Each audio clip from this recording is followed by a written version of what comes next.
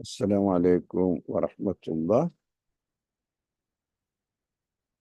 أعوذ بالله من الشيطان الرجيم. بسم الله الرحمن الرحيم.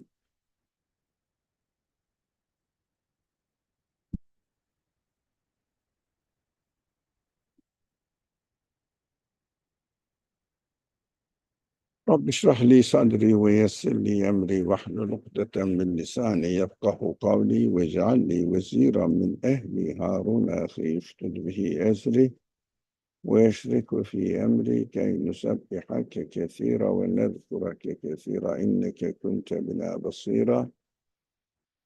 لا حول ولا قوة إلا بالله العلي العظيم. اللهم علمنا ما ينفعنا وانفعنا بما علمتنا وزدنا علما وارنا الحق حقا وارزقنا اتباعه وارنا الباطل باطلا وارزقنا اجتنابه. وصل اللهم على محمد وعلى آله وأصحابه وأتباعه وسلم. ربنا اغفر لنا وارحمنا وأنت خير الراحمين. آمين والحمد لله رب العالمين. Welcome everyone. Inshallah, we will continue studying the section Furqan, 25th section of the Qur'an, called Furqan. Now, we studied, I think we studied this verse.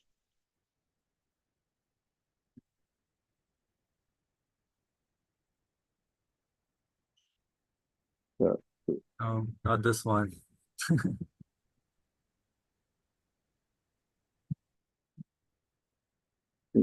Are we going to start from here? I think so. Yeah.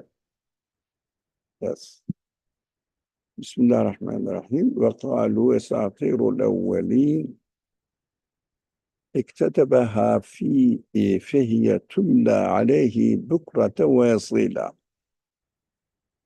The Quran lists here how they accuse the Prophet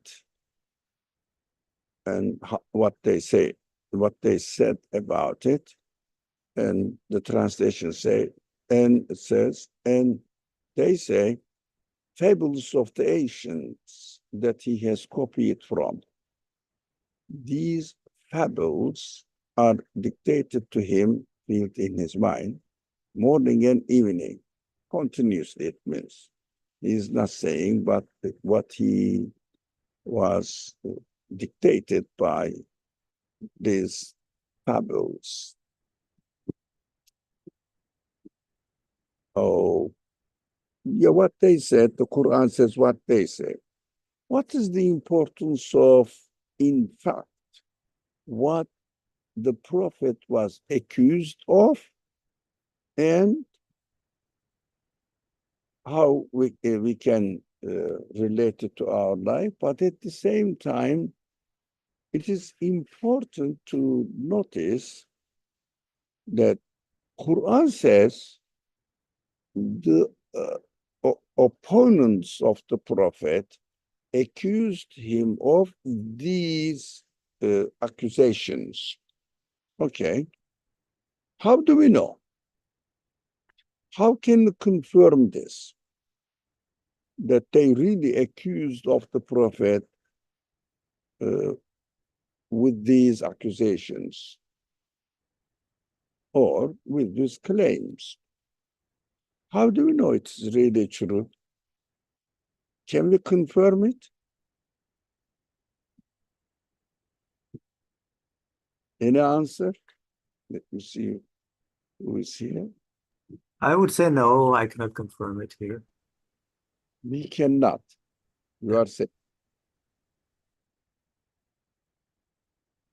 yes or no? No. No, I cannot confirm, but I should relate it to my life here, basically. No. Okay, this one. No. Go on. We cannot confirm it, but I will take it. For example, do you think people Do you think people accuse the same thing about the Quran? As you said, it is related to my present day life. Is my question clear? Yes, well, basically, I had a conversation with one of the pastors. He was saying that, yes, Muhammad wrote the Quran. That's what my encounter was. No. Muhammad wrote the Quran himself. Correct? Correct, yes. And I was But trying to tell him, no, he could not, because we discussed last time also that he was illiterate in a way. He got educated along with the Quran. Right. so, Yeah. but the accusations are Muhammad wrote the Quran. Correct?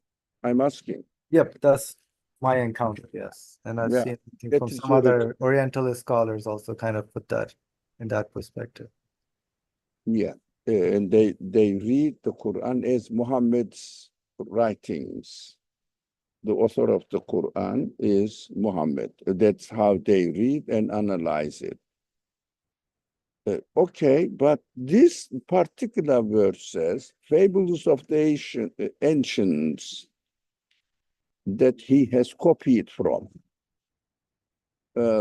And my particular question is, do we have this kind of accusations now? This is just the old stories, what the Quran says. Talking about the stories of the previous, as the Quran calls them, prophets, it means previous people.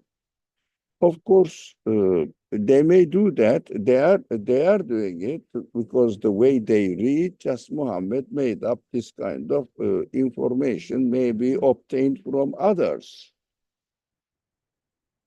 Now we understand that, inshallah, against this accusation, the the stories of the previous people, let's put it in general terms, although Quran declares that they were prophets appointed by God to give the message, to deliver the message to people. But some people, let's say generally, the Quran gives some examples of some people, and we read them as directly related to our life as an example, typical aspect of our life. Each prophetic description is related to our typical one side of our life. But we practice them and see how it is related to our life. But still, my question is, these particular accusations, can we be convinced that, yes, they really did kind of accusations?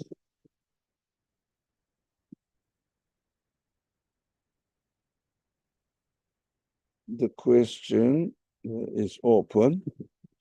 So, yeah. I'm just thinking logically, if something as wondrous and poetic as the Quran is being spoken by a man who's illiterate, people want to cast aspersions on that. That seems like a logical fallback. Oh, well, he's just reciting fables from the past. They seem to be falling back on some kind of excuse because they can't really believe that that this miracle is happening. Now, that's a good point. All of them are good points. All our friends shared with us are good points.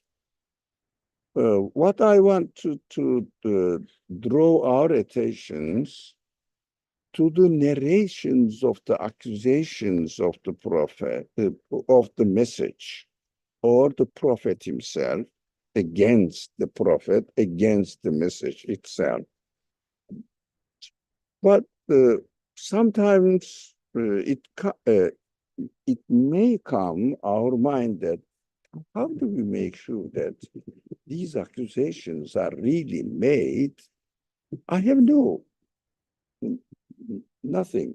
Although it may relate to our time that some people may still make accusations against the message and against the messengers. But how do we make sure that these particular accusations are made during the life of the prophet? I would like to share my reflections, ideas about it.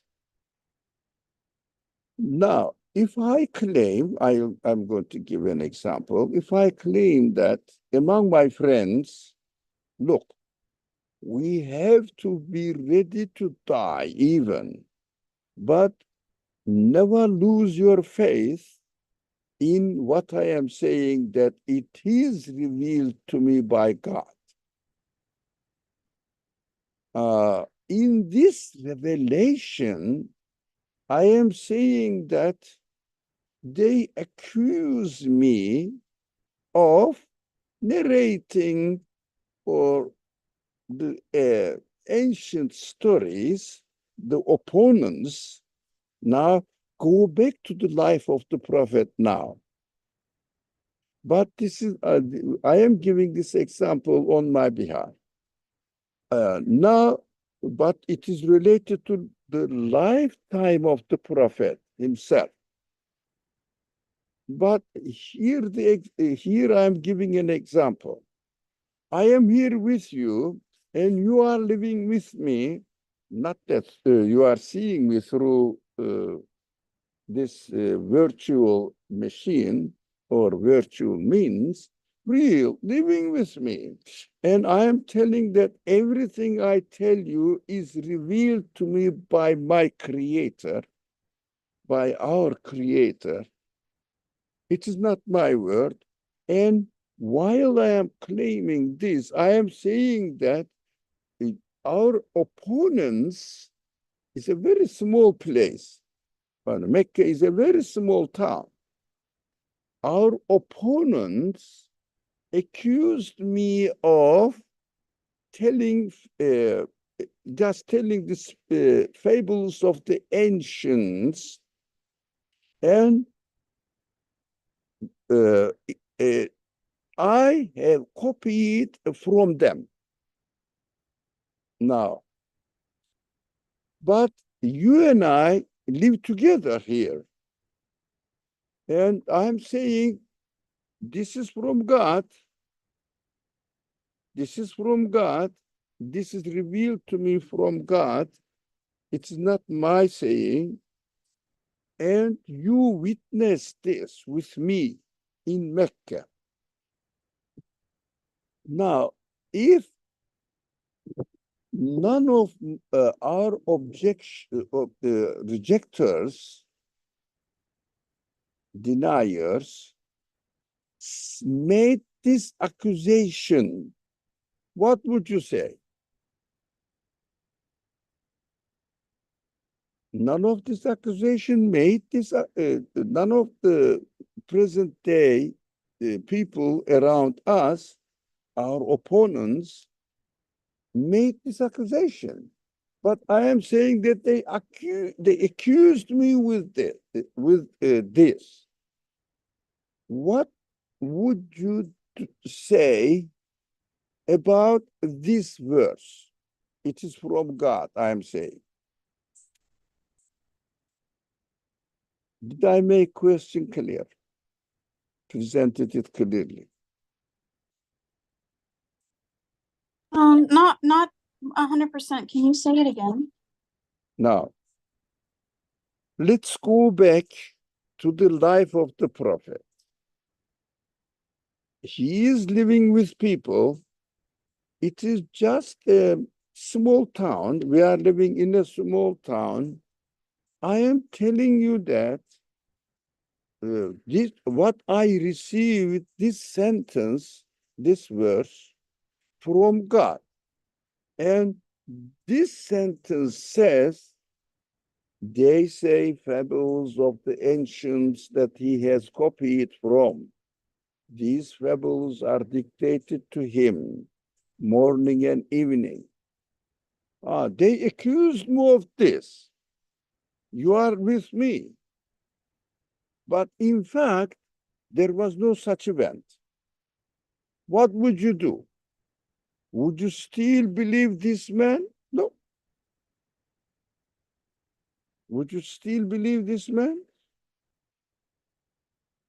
They accused me of this, and you are witnessing that none of the people said this to Muhammad. What would you say?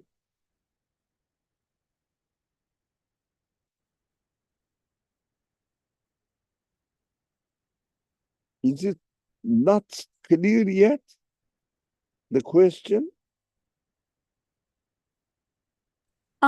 It's clear, except I'm still a little confused because Yeah. if the prophet is uttering this ayah, then it has to be true. Why? So it would never enter my mind that it's false. So Why? You are living with the prophet, and you know his life, and he says, they accused me of this, and you witness, there is no accusation such. This man is telling a lie. As if he is telling a lie and really referring it, God revealed to him this. But no, for example, Qur'an says, they accused the prophet as being obsessed by jinn. They accused prophet as learned from other sources. But you know that there is no such accusation. How would you confirm this man claiming that he has received this message, which is not true? I haven't seen it. I guess my answer would be, for what purpose would he not be telling the truth? Like, what would...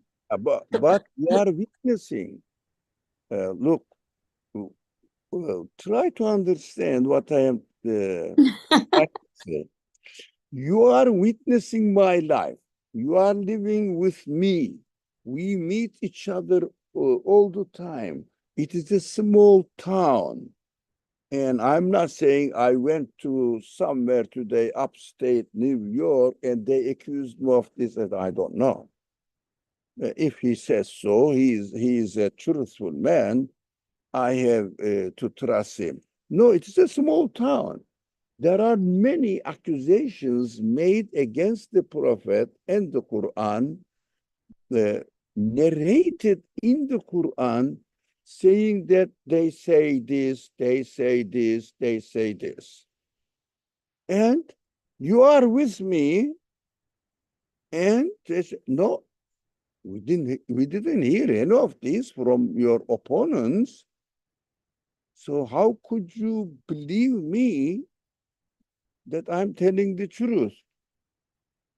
Because you witness my life, and I'm living with you. We are a small community.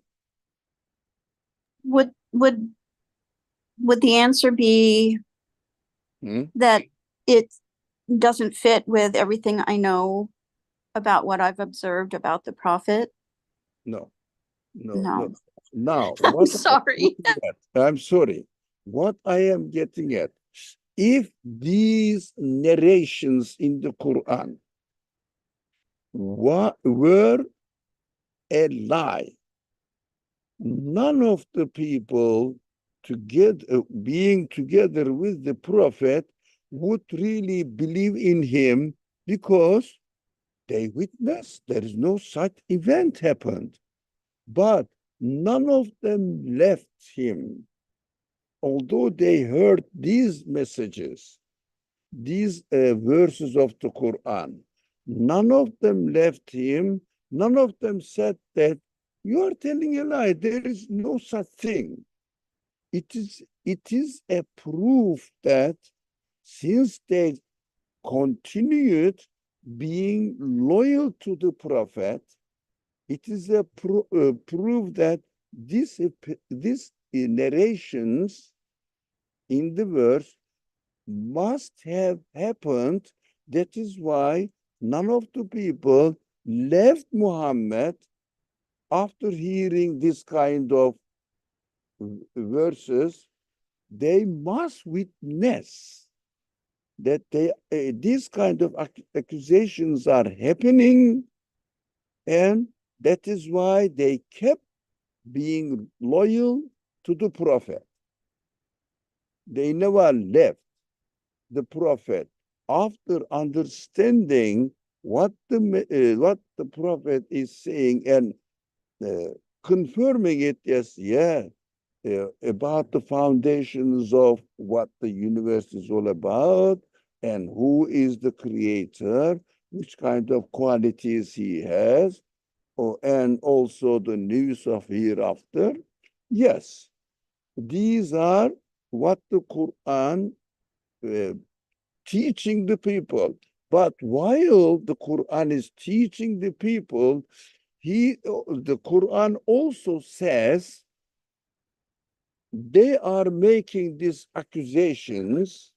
If these accusations had not happened, then the people will say, look, you are making up. It didn't happen. No one accused you of being, for example, obsessed by jinns. We didn't hear from anyone, any of your opponents.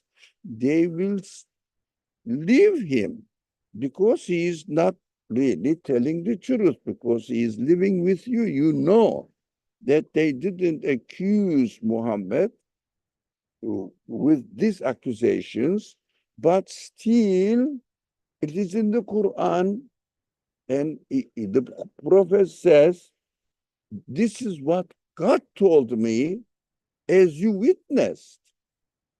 That is why we have to understand that after hearing these verses, people didn't accuse the believers, didn't accuse the Prophet. Look, you are saying that they accused you just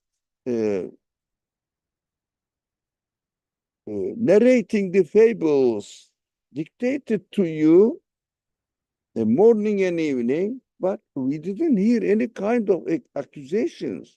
Which kind of word of God, which never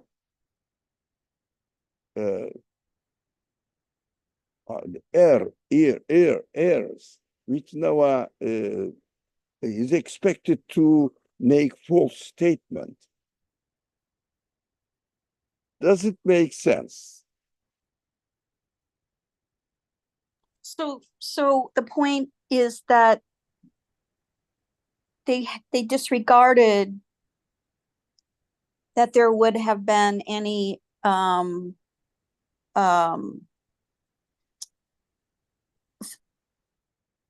they disregarded that there would have been any false rumors or fables, because, and the proof of that is that they stayed with the Prophet. Is that correct? No. Oh, no, I'm so sorry. No, it's all right. It's all right. So we may not think that. For example, he says, look, the ayat says, opponents, this is not for this verse only. All the narrations, what happened during the life of Prophet, narrated in the Quran, if they were not true, really happened, not the message itself, the message of belief matters. No, This happened to you. This is happening to you. This is what they are doing to you. All the narrations in the Quran narrated as the word of God, and the people still kept being loyal to the prophet, following him, and being ready to die for the sake of the belief they received from him. But this man says, they accused me of this, being Majnun, I don't know, making up, and learned from others, and if the prophet was not illiterate, and also Quran says prophet was illiterate, Nebiyyun Ummi, Nebiyyun Ummiyun, illiterate prophet. If he wasn't illiterate, people who believed in his message would say, look, you are saying that I am illiterate in the verse, in the ayah. But we know that you are not illiterate. You know how to read and write. You have studied the books. So they would not believe in him. Although they may have some ideas that what the Quran teaches them, but at the same time, they will be suspicious. Some of them will leave him.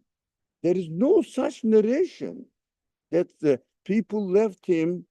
For example, there is an accusation that they say he has learned from other people, and then Muhammad has learned from other people, and he is just repeating what they heard, what he learned from them.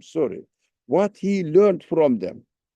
I'm living with the prophet was living with them, and if they know that because he's living with them from his childhood, very first day of his birth. And if I had learned, I am confusing with the example. If the prophet had learned from others in Mecca, bear in mind, Mecca is a small town. So if I have learned from others, can I or could the prophet hide this at all in the small community? For example, he learned how to read and write, but he says, I am illiterate. They would say, no, we know you know how to read and write. They wouldn't believe in him because it is not reality. So it is an interesting subject that we don't really think, is it really true? How can I believe in it? The history witnesses that nobody has left the prophet after believing. Only one person in Medinan period was narrated has left and went back to his old ancient belief. But this is only one person in Medina. In Mecca, all these accusations were made in Mecca. And for example, think about it. The prophet says, I am illiterate, illiterate. But people will definitely know that whether he is illiterate or not. If it was a lie, they would say, look, you are not illiterate. How can you say that I am illiterate? They would leave him. they wouldn't believe in him. Since none of them left believing and following him, it is a proof that these accusations are really made. It is a proof that the prophet was really an illiterate. Did I make it somehow clear that you could understand? Yes, I think so. Thank you. Can you just share what you understand? Because it is I realize that it is an important point we should bear in mind. Please share what you understood. Any of you, but especially Anne is speaking now. Anne, can you share what you understood so that I will make sure that I really share the message with you? Oh, can someone else try besides me? Let me give me a second. Thank you. Yes.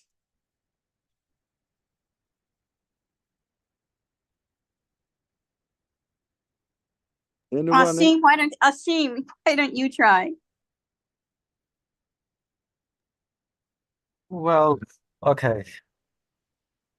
So you're saying basically, Brother Ali, what I understood, that history reveals that nobody left the prophet after hearing him, basically his message. From the very beginning. From the very beginning, yeah. So the verse came at that you are an illiterate person, ummi. That's what the Quran said. And the people knew him. So if that was not the case, they would immediately say you are lying, because we know that you are not. You are aware, you're a learned person, you know how to read books, you probably got it from. So your ummi part, your illiteracy is not correct then. Yeah.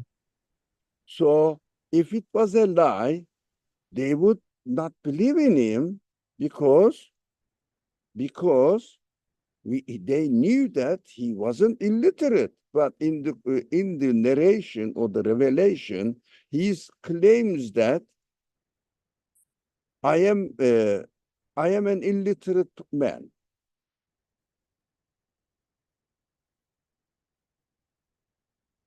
So if I tell you, for example, now, I am an illiterate man, would you believe in me? No, I would not, because I know you. Yeah, the people knew the prophet in a small town, each other very well. Who is who? Even their ancestors, lineage of their ancestors, they knew it.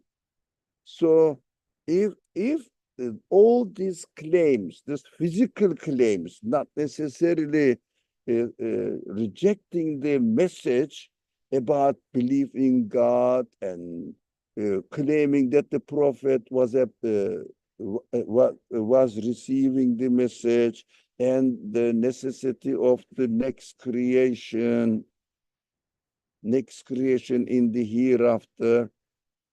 All these make sense, yes. And they confirmed it. But while I am, for example, again, coming back to my life, I tell you something reasonable. But at the same time, I am telling you, I am illiterate. Would you still keep your trust in me? No, I wouldn't. Yeah. Although you said something true, but this is a lie. Well, how can you say that it is from God? It is a lie. Do you think God is lying?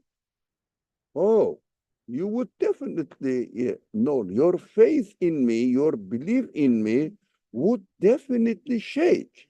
And some of the people would have left him because of this contradiction with the reality. I am saying they accuse me of this, but you say, oh, I have never heard anybody accusing me of this. They wouldn't believe.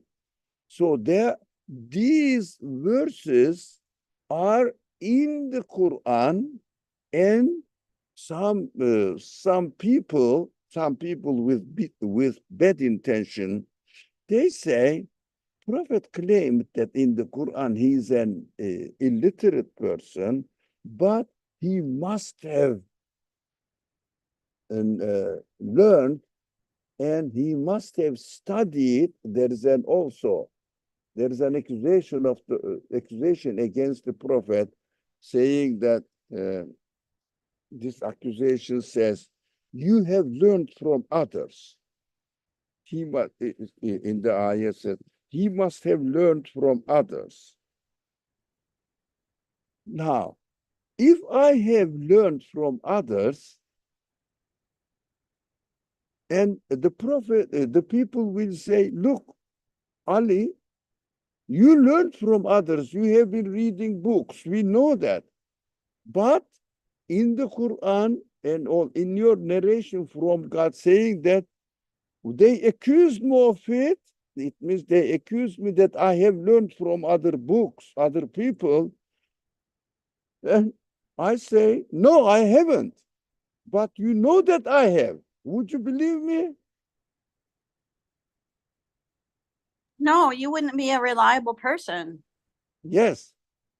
At least you will say, well, what? Sometimes he says it makes sense, but this is not true. Contradiction. So if the Quran says they accused you of such and such, there are many accusations in the Quran. He is imagining lots of accusations in the Quran. And Brother Ali, before that, can you answer like, so the verses that are telling he's Ummi, did they come before these accusations or what? Impossible. Impossible. There must be after accusations happened. So people must know it, and they read this in their prayer even after Medina period. Because can you imagine? I am reading this verse, and in my heart I am saying, no, there was no such accusations. Don't you think that I would doubt about it? Definitely, and maybe leave this person because I wouldn't trust him. He is not saying the truth, telling me the truth.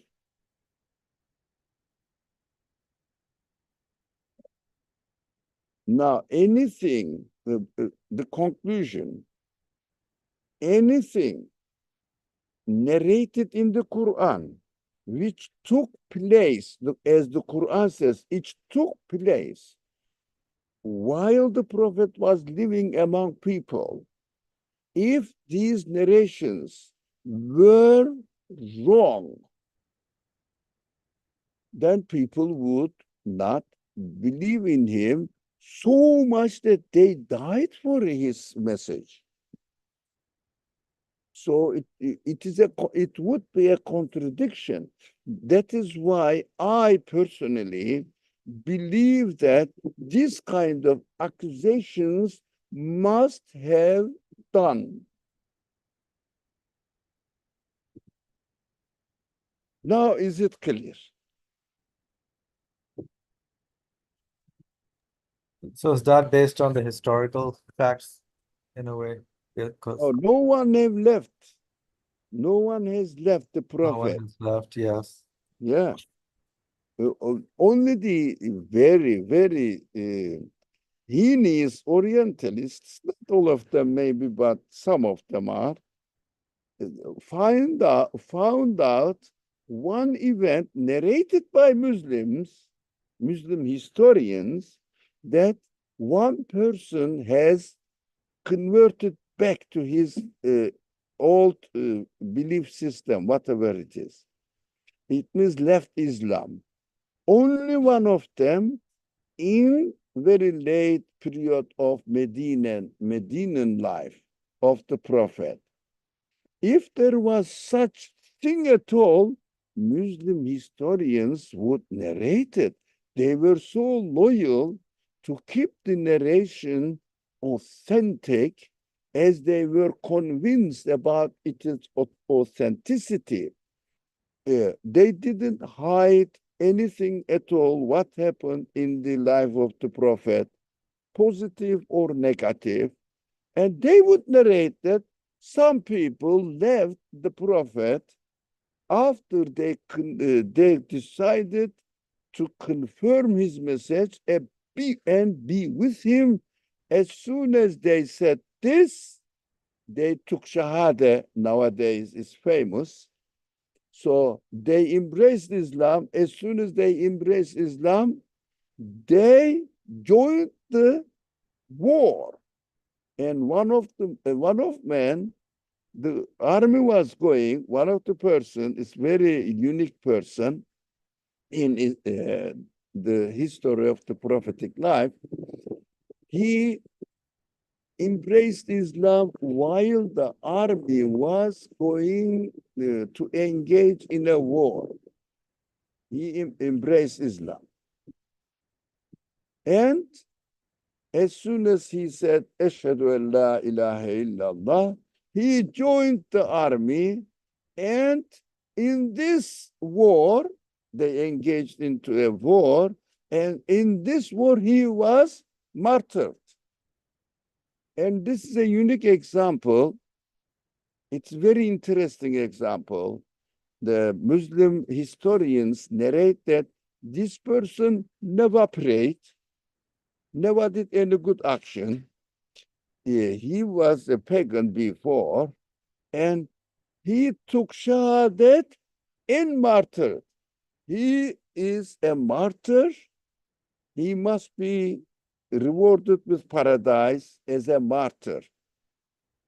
So they are giving this example. So taking Shahada is extremely important.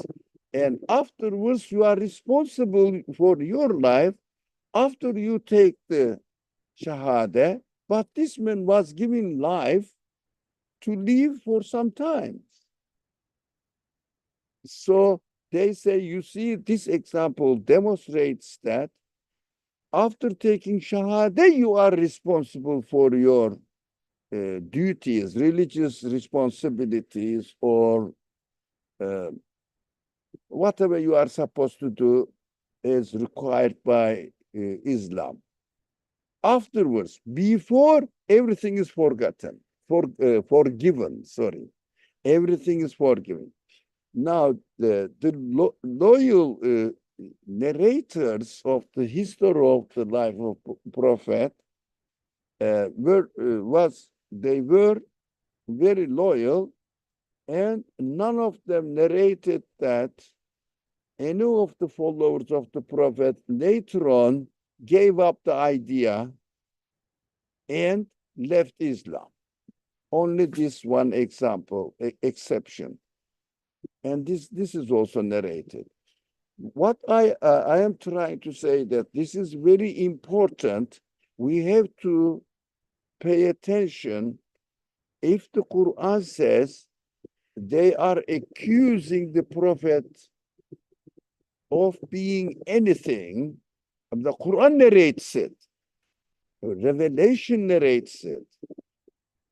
But it wasn't the case, then people would not follow him at all, let alone dying for his message, to protect his message.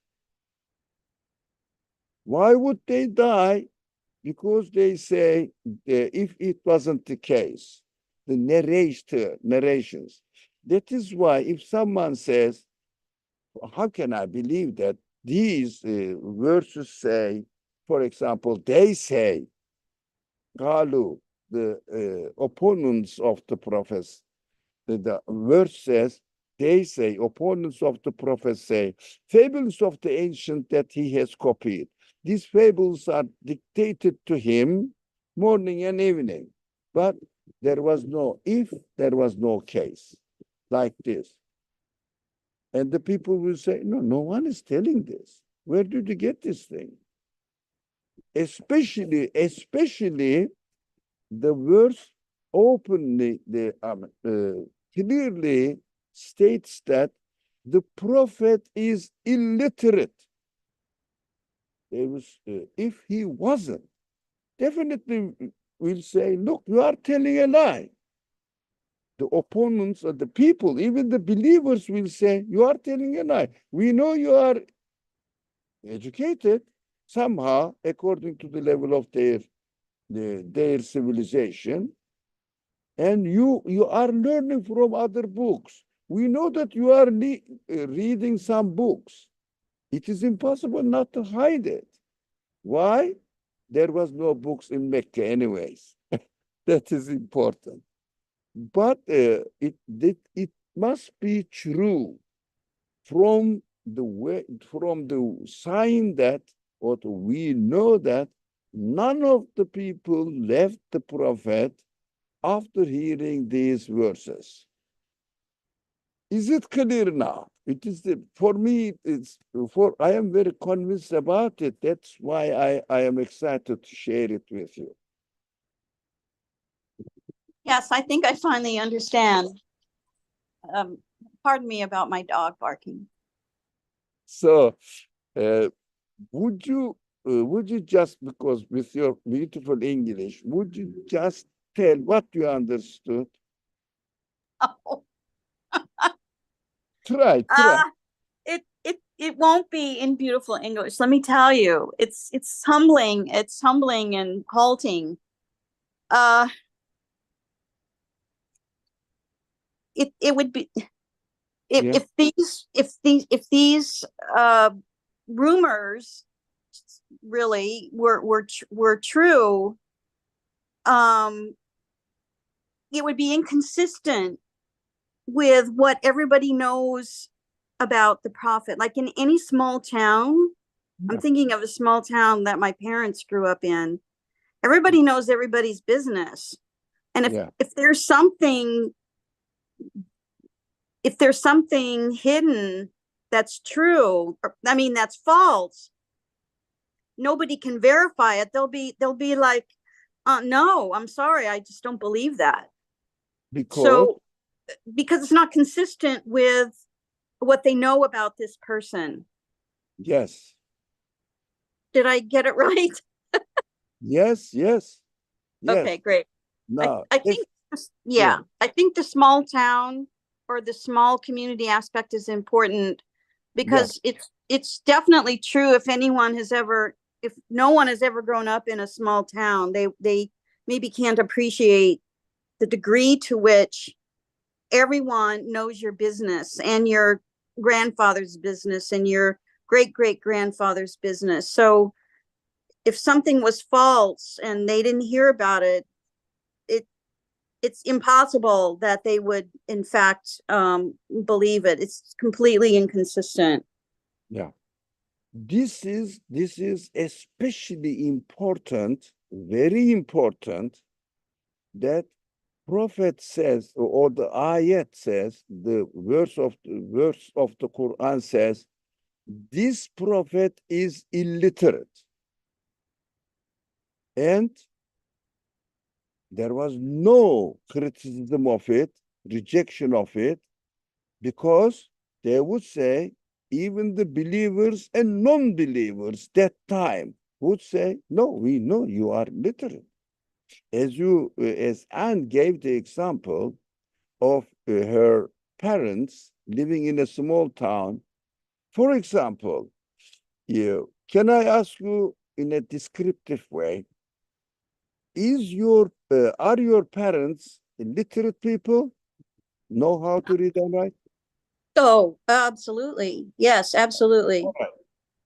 But they say, let's say your parent is claiming that I received this message from God, and this message says I am illiterate. You see, I am illiterate.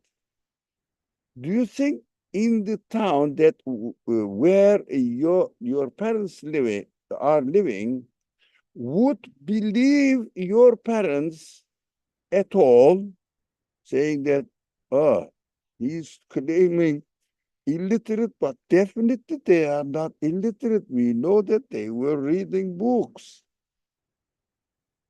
So, Right, they could verify for themselves that yeah. that is or is not the case. Yes. Yes. So oh, we have to bear in mind that while we are reading the Quran, all the messages, all the miraculous explanation of the reality of existence, not only as the existence witnesses to its creator, no, what is happening in this universe in a wonderful way. For example, I think we recently studied, I don't know with whom I shared this verse, with my friend or in a discussion. Quran says God is uh, expanding the universe.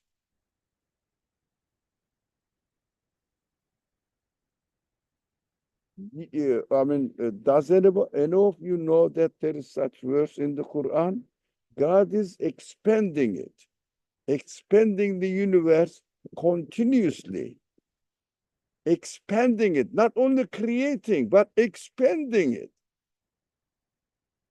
For example, there are hundreds of them, if not thousands.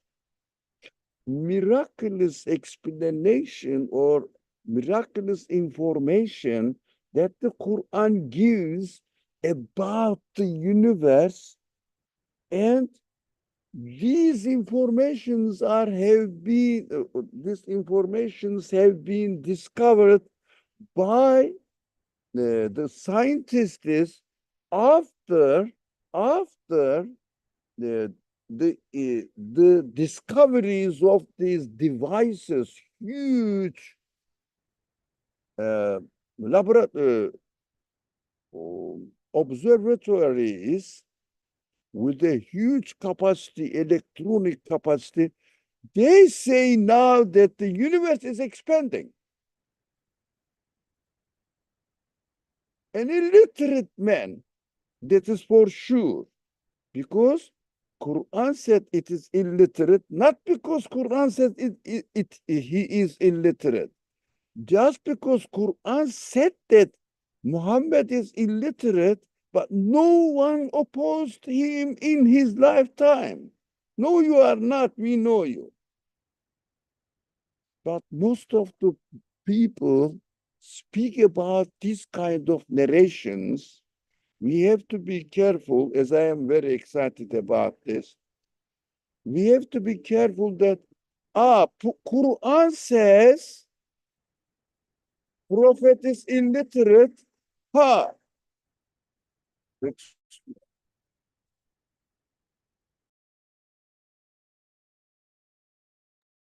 The Prophet is illiterate. So we believe in the Quran. That is why we believe that Prophet was illiterate. No, that is not Iman. That is not confirmation. That is imitation. That's why I have been thinking about it for a long time. I said today I must share it with you. Inshallah. Let me see what is said here. Sarah says, the heavens, we have built them with power, and verily we are expanding it. Yes, as Zariyat 47. That is correct, and thank you. Sorry. Let me see this one. And والسماء بنيناها بأيدي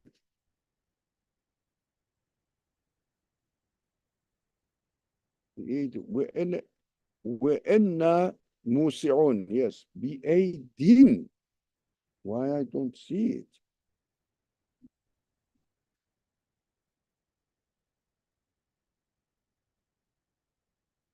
بنيناها بأيدي وإنا لموسعون sorry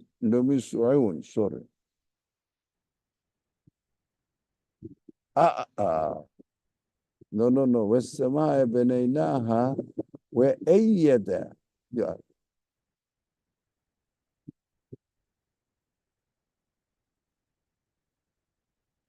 Okay. Okay. Thank you. Now we can go back and study the Quran. Study this verse, inshallah. But bear in mind, we don't imitate the Quran. We don't imitate the Quran, but we must see the reasoning in it and how acceptable the message is according to my human capacity. Inshallah. There is another point, Dr. Yes? Ali. You mentioned that Mecca was a small town and everybody knew everybody, which is true. It's important to remember as well that people went by reputation and aliases. And the Prophet, alayhi salatu wasalam, his alias was As-Sadiq al-Amin, the most trustworthy, the most truthful, for 40 years before revelation. So if the same people who accused him, who may have accused him of lying, they went to him and dependent on him as an arbitrator, as a mediator. And a lot of people trusted him with their wealth, trusted him in many different ways to resolve conflict, to keep their money, things like that. So that reputation is very important in the element as a factor of believability and authenticity and credibility. If somebody has had a credible reputation in a small tribal society where reputation is very important, then suddenly people won't believe that he suddenly became a liar and a fraud. That is, thank you. That is known in the culture, in the Muslim culture. He was like this. But those critics don't believe in any of them. They say, no, he might have learned from Jewish community. He might have studied with the, there were one or two Christian slaves coming from Christian background. He must have learned them from them. This kind of accusations are going on, and we have to understand that this is what the Prophet says. All the verses say Muhammad is illiterate, but he wasn't. If he wasn't illiterate, people wouldn't believe in him. You are learned from somebody, a Jewish rabbi or somebody from, I don't know, Yemen or that time, Habeshistan. So you learned from them. They wouldn't believe in him. So that is what you said is one side of the subject, and it is well known. But this subject, I asked many people, how do you know that Prophet is not is illiterate or was illiterate? They say Quran says so. It is not the reasoning at all. It is imitation. That is the point I am sharing today with you. Inshallah, it makes sense. Oh, actually, that's really quite interesting. I finally see your pedagogy here, that just because the Quran says it doesn't mean that you need to be able to see the reasoning behind why it's true, not just because the Quran says it. That would be just, that would be just imitation. Yes. Now it really makes sense. Thank you. Yeah, you are welcome. So The time is up. I wasn't. I never imagined that it would take 1 hour to discuss the subject, but it is very interesting. I wanted to share with you. Now, I think we can quickly go over my points here. Do we notice that the opponents, number one, I'm going over, do we notice that the opponents of the Prophet are not coming up with any counter arguments to disprove what the Quran presents to them? The content of the Quran was not subject to criticism. Only accusations or Prophet's personality, just guesswork. It means he might be obsessed. This kind of accusations. That is why we notice that the opponents of the Prophet are not coming up with the counter evidence. So accusations. The second point is, again, this is also another evidence demonstrating that Muhammad, alayhi salatu wassalam, peace and blessings be upon him, cannot be the one who would know by himself what the Quran is stating. They know that he is an illiterate person. Now, how do we know that he is an illiterate person? All the witnessing, all the evidence demonstrated in history, has not received any education from anyone. If he was, they would reject it. That you say you are illiterate, but you are not illiterate. And the third point is, how do we know that his opponents really made these accusations? That is the question we discussed. The answer to this question we discussed. We know that because no one left the Prophet and they died for him to protect him. They sacrificed their life. I wouldn't sacrifice my life for a liar. That these are the points, inshallah, it is clear now. And think about this while you are reading the Quran, when you come this kind of accusations made against the Prophet, then,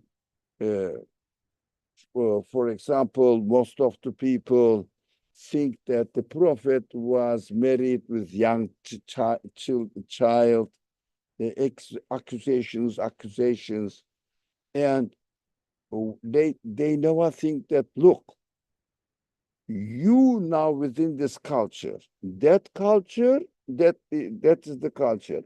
If it was so bad for a person to have a marriage act with a young person, the people next to him would say that, how can I trust this man who got married with a child, very, very young child, I mean, very young one who's just a 53 years old, getting married with let's say 10 years old, 20 years old. Oh man.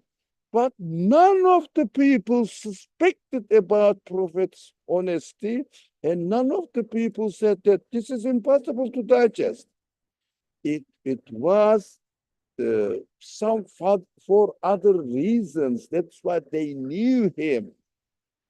It is not for, sorry for my language, but I have to be clear, for sexuality. 52 years old man. What do you expect of him? So none of the people, even the opponents, criticized the Prophet being married with a young child. Either they must know what the reality of this marriage is, they must know, and that this marriage is not a formality, because he is the daughter of the first number one friend of the Prophet, same age. Can you imagine a person, your friend, gives your daughter, 9 years old daughter, to the Prophet, and just unexpected. It is unacceptable, but no one opposed it. So we understand that cultural difference, now and then, we have to bear in mind the conditions of the Prophet's life and what is happening to the people around him, and were they really suspicious about Prophet's marriages, or did they really know that it was for some other reasons rather than sexuality or sexual satisfaction? So go and investigate the culture of this society. You will find them. This kind of things are happening in this society, and it is not regarded something disgusting, loathsome, unacceptable. So we have to understand that, yes, it is unacceptable now. Yeah, I understand. Because people's understanding of marriage is just sexual satisfaction nowadays. That's why they understand. They don't understand that people may take somebody under his guardianship to protect.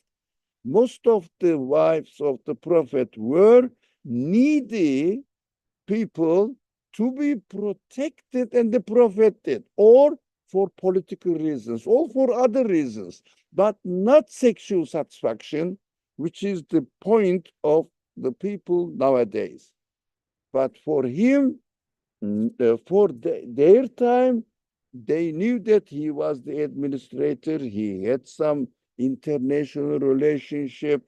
If you really investigate his marriages, for example, everybody around him approved these marriages because they knew the reasons. But we may not know the reasons now. We don't know the reasons very well, and compare this civilization, this type of life, live it 450 years ago. Now compare it to the values, criteria of this society and say that it is unacceptable. Sorry. We have to be very broad-minded. Pedophilia is more widespread now than back then. No, there wasn't a pedophilia at that time anyways. We have to know the history, is what we are saying, for example. Hence, these verses with accusations is very applicable to us now than the contemporary of the people, Prophet ﷺ. But of course, our point is, how do we know that these accusations really took place in the life of the Prophet? How do we know? That is what we have to understand. Inshallah, today we devoted our time to this point, but inshallah, it is worth it. Okay, I would like to stop here if you don't mind. The time is really, I don't know, 10 minutes late. Bismillah ar-Rahman ar-Rahim. Subhanaka la